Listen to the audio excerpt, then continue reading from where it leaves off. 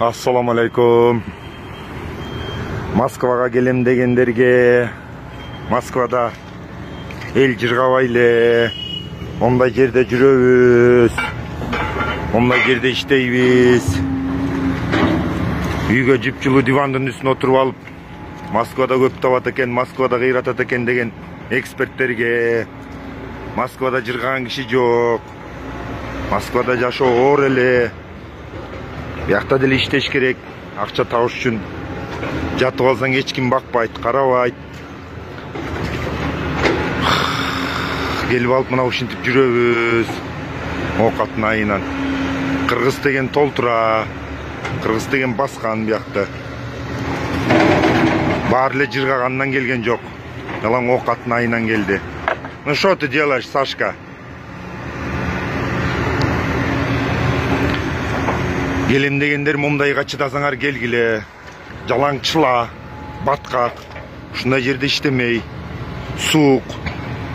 Кечке чейин ушундай суунун үстүнө туруп, момдай чылаада варит этмей. Тетиги бийликте отурган жана биздин атка минерби, же итке минерби, же мышыкка минерби, алар демде деп айтыш керек, мен билбейм. Же эчтеке вообще минмер эместерби, двоечник. Жанагыреки дөңдөргө да качан бизди алып кетесиңер? Качан биз барабыз элибизге, жерибизге, мекенибизге, бала бакыранын жанына дегендей. Же ушинтип тентип эле жүрө беребизби биз?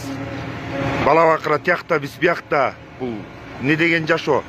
Качан ойлонуп мындай бир меңер иштеп, бир элди ойлоп, элдин жашоосун жеңилдетип, өзүңөрдүкүн эле жеңилдете бербей. Я, качан ошондой жашоо келет бизге, кыргыздарга?